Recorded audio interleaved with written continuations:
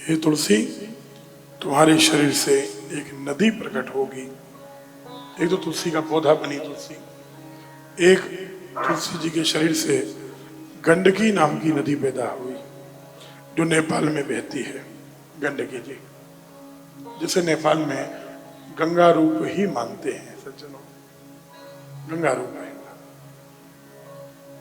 दामोदर कुंड में आज भी चमत्कार है। आप जाइए दामोदर कुंड, जो संत गए हैं, देखो आधा घंटे से ज्यादा रुकना वहां दामोदर जी संभव नहीं होता। आपके यहां दामोदर भी बहुत है, फिर भी अगर वहां रुक पाए आप, तो जिन संतों ने किया उन्होंने हमें बताया, तुलसी का झाड़ ले जाओ और जल के ऊपर तुलसी का झाड़ पौधा रख दो और 2 घंटे तक कंटिन्यूअसली ओम नमो नारायणाय या ओम भीम विष्णवे नमः या ओम नमो भगवते वासुदेवाय, इनमें से कोई भी मंत्र आप जपिए। आश्चर्य की बात यह है कि जल के अंदर से जो शालिग्राम शिला होगी वो तेजी से ऊपर की ओर आएगी और तुलसी के झाड़ से अपने आप चिपक जाएगी। बोलो राधे राधे। उस कुंड में, दामोदर कुंड जो है, उसमें डुबकी नहीं लगाते क्योंकि वो नारायण रूप है। वहां के लोग कहते हैं कि नारायण को हम जब डुबकी लगाएंगे तो हमारे पैरों का भी स्पर्श हो जाएगा, तो ये भावना है।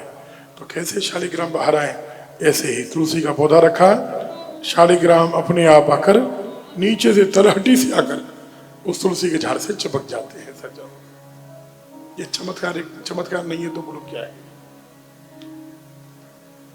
पाकिस्तान में हिंगलाज माता है, शक्तिपीठों में है। वहां कहते हैं कि माँ के लिए कुआं है, वहां नारियल चढ़ाते हैं। जिसकी प्रार्थना माँ स्वीकार करने वाली होती है वो नारियल अंदर रह जाता है, और जिसकी प्रार्थना स्वीकार नहीं होनी उसका नारियल पुनः पलटकर वापस आ जाता है कुएं से। बोलो चमत्कार नहीं है तो क्या है। ऐसे सनातन में कितने चमत्कार हैं। अब एक विचित्र बात यहाँ कही कि घर में शालिग्राम शिला रखो तो वो आनंद देती है, हर प्रकार से इच्छा पूरी करेगी। लेकिन शालिग्राम उससे कहते हैं जो जल के अंदर से निकले, किनारे पर जो पड़ी रहती हैं उन्हें पिंगला शिला कहते हैं, और पिंगला शिला घर में आ जाए तो कष्ट देती है। अब कैसे पता चले कौन सी शालिग्राम है और कौन सी पिंगला है, देखने में तो एक सी लगती है।